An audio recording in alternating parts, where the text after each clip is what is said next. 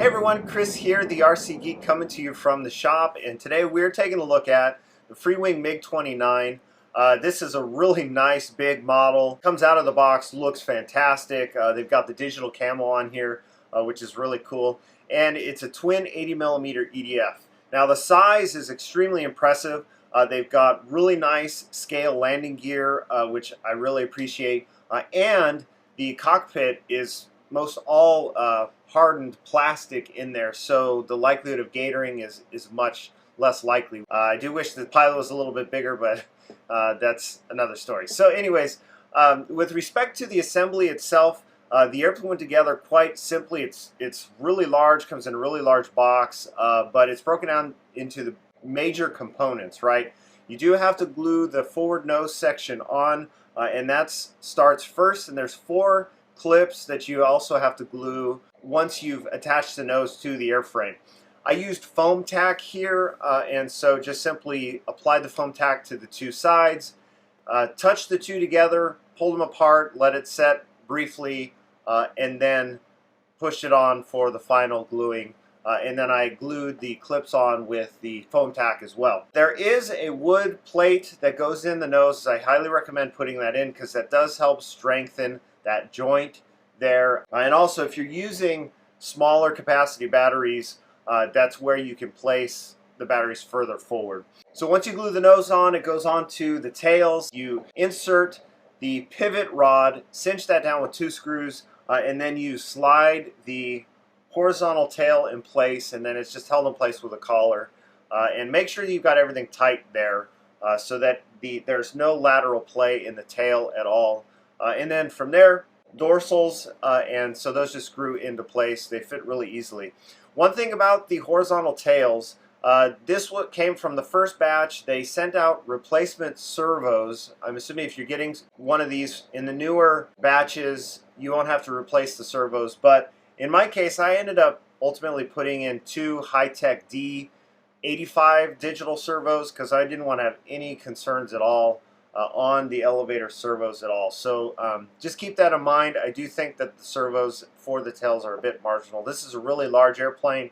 It's got some weight to it, so you definitely want to make sure that you've got something good back there. So once the tails were on, you slide the wings on over the spar, fasten them in place with 2 screws each, and that's basically it. They've got a nice multi-connector cable for the flaps and ailerons. So then once the airplane was all together, of course, it's onto the radio setup. Now, the airplane on the bench is extremely impressive to look at. It's really large. The finish on it is really nice. It's a really nice smooth foam and paint finish that they have on the airplane, which is fantastic. One thing I did want to mention with respect to the setup, I already talked about the servos, but also for the flaps and ailerons, I've added just a touch of reflex in the flaps and ailerons to offset some of the camber that's out here at the tip. So if you split the difference for the ailerons such that half of the thickness of the aileron is protruding above the wing tip, that's where I'd recommend setting up your flaps and ailerons. Also, one of the modifications that I did, I had to put center burners in here. These are my 36mm in-runner center burner designs. Fit perfectly onto the motors, and those tail cones just simply clamp in place over the in-runner motor. They're really simple to install, and they really look fantastic in the airplane, especially in the air. It really looks convincing as you see it going from takeoff into those vertical maneuvers with the full burner. It's awesome. Now, with respect to the controls, I found that the airplane does want a bit of elevator deflection to it, but I ended up reducing the aileron rates compared to what they recommend. So for the ailerons, I'm at 25mm up and down with 10% expo. For the elevator, 37mm up and down with 10% expo.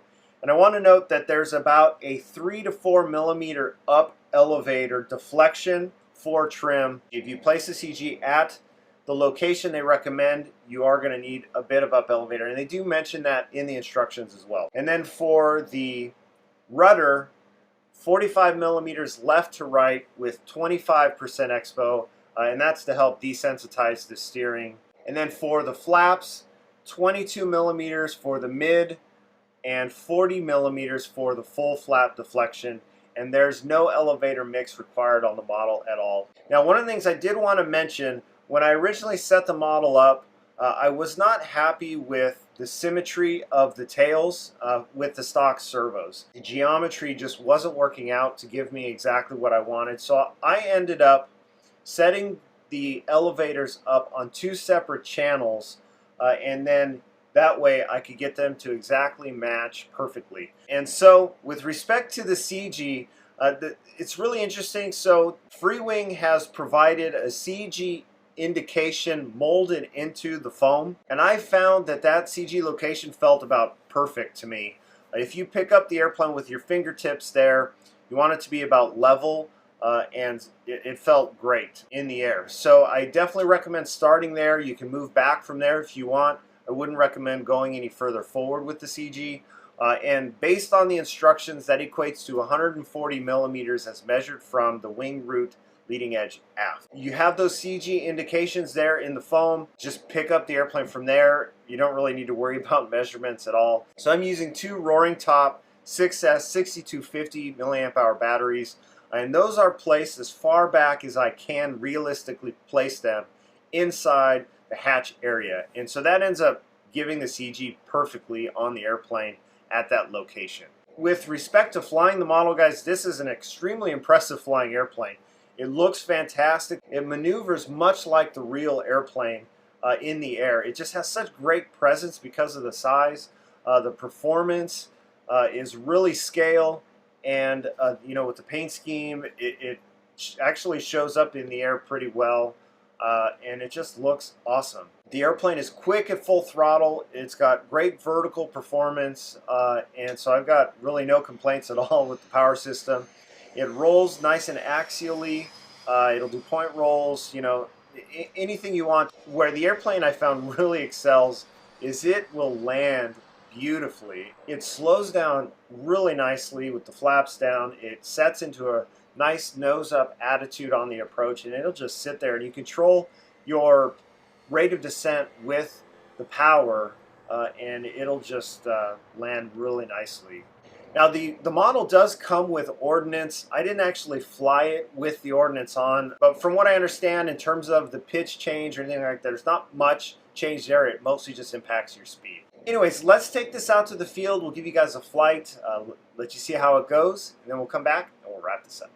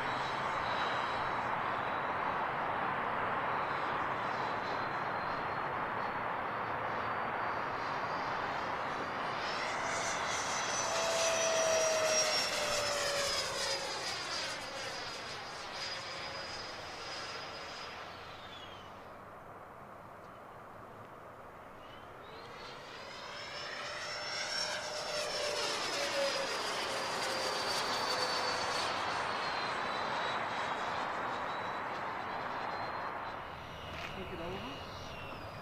I'm going to line this plane to the radius.